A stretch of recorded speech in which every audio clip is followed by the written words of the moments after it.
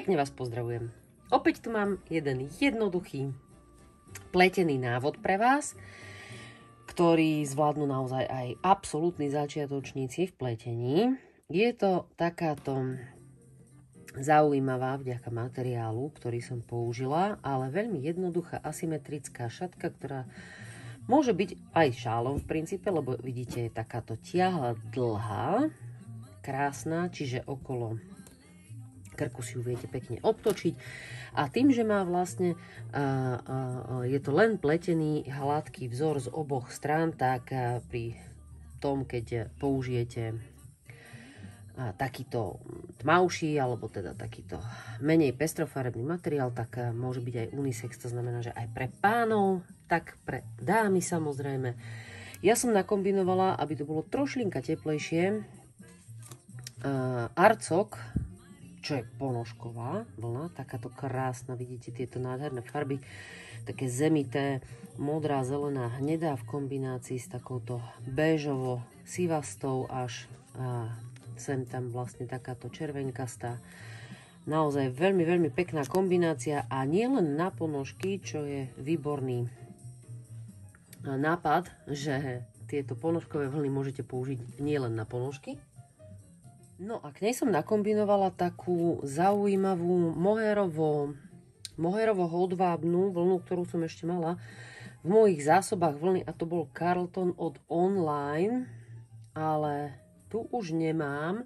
Každopádne viete použiť aj alternatívu, či už Silk Kit od Kremke Soul, alebo túto fantastickú Kuzi od Lamany. Dokonca táto v zmysle toho, že sa viacej podobá na Carlton, pretože táto má taký dlhší vlas, ako môžete vidieť. Toto je síce 100% alpaka.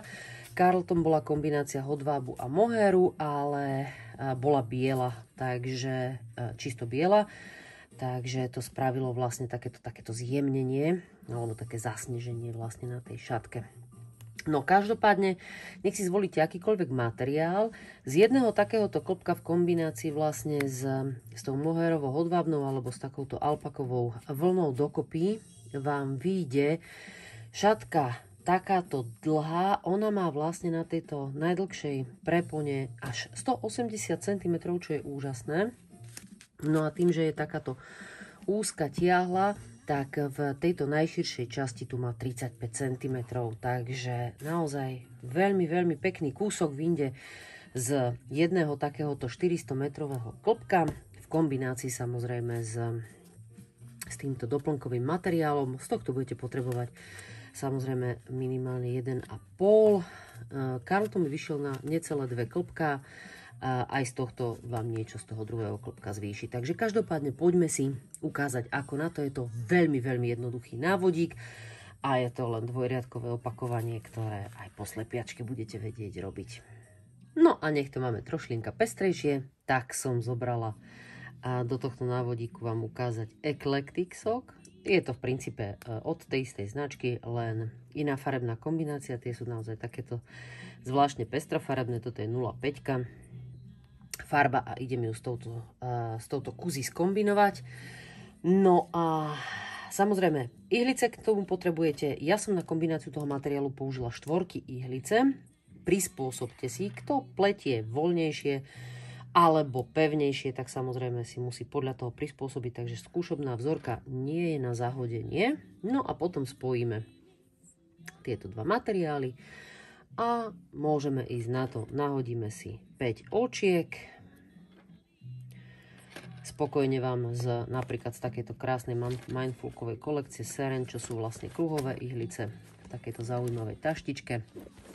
Štvorky vlastne vystačia, keďže vlastne ju pletieme od cípu, čo znamená, že nikdy nebudeme potrebovať vlastne tú najdlhšiu časť. No ale keď máte vymeniteľné, tak kľudne aj tie. Takže 5 očiek klasickým spôsobom si nahodíme. 2, 3,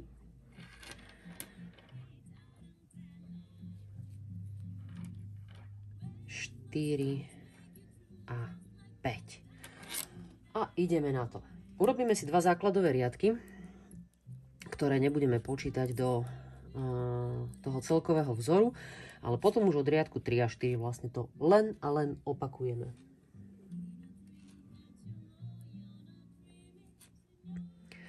No a teraz ideme na to. 1, 2, 3, 4 krát hladko a z toho 5. očka týmto spôsobom spredu, ale takto do kríža urobíme jedno hladko, ešte stále ho nesnímem, pichnem do zadnej nitky a urobím druhé hladko, čiže 2 hladké očka. No a teraz na tejto strane, to je vlastne tá vrchná strana, ktorá nám tvorí vlastne tú najdlhšiu preponu, tak robíme podobný vzor, ale uvidíte to. Jedno hladko, druhé hladko, potom si nahodíme jedno očko, ale ako môžete vidieť, pozrite sa, ako sa to krásne stratí. Je to tu mierne vidieť ako keby, ale ono sa to pekne stratí vlastne v tom vzore, takže nemusíte sa obávať.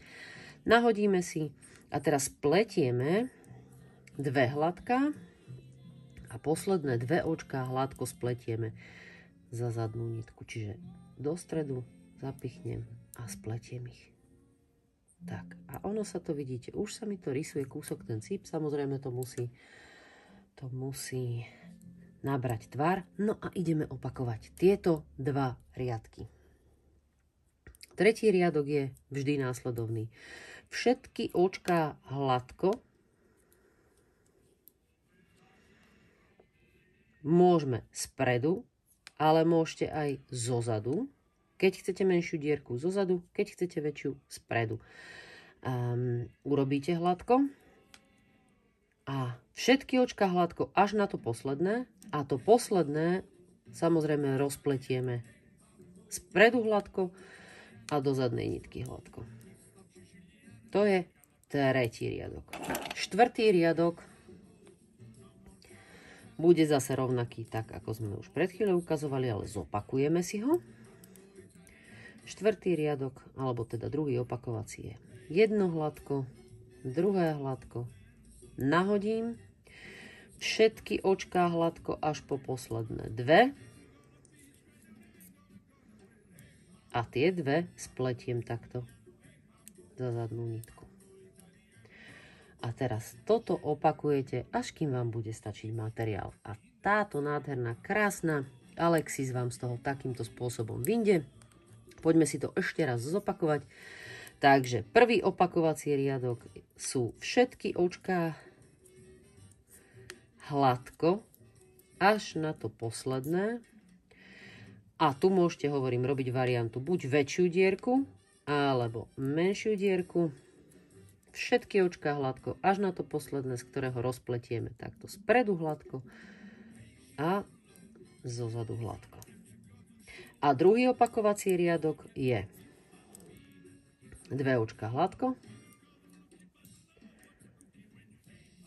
nahodím, všetky očká hladko až na posledné 2 a tie spletiem týmto spôsobom, že do zadnej nitky zapichnem ihlicu a spletiem 2 hladko. A vidíte, a už sa mi krásne začína rysovať tá asymetrickosť, tá tiahlosť, ktorá mi vlastne začína tuto. No a týmto spôsobom postupujem stále ďalej, až kým nemám šatku hotovú a kým nevypletiem celú tú ponožkovú vlnu, ktorú som použila, alebo aj hociaký iný materiál. Každopádne na túto veľkosť vám plus minus pri štvorkách ihliciach stačí okolo 400 metrov materiálu a máte z toho naozaj tento krásny dlhý šál, alebo teda takú podlhovastú šatku, ako len chcete.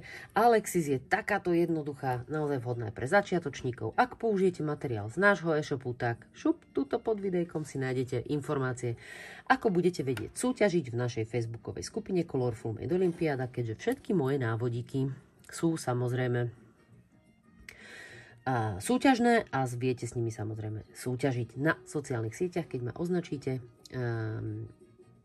hashtag Martina Supová design. Budem veľmi rada, keď si budem vedieť pozrieť vaše fotky. Ďakujem pekne za pozornosť a želám príjemné tvorenie Alexis alebo ktoréhokoľvek ďalšieho môjho návodíku a teším sa na najbližší návod. Pekný deň!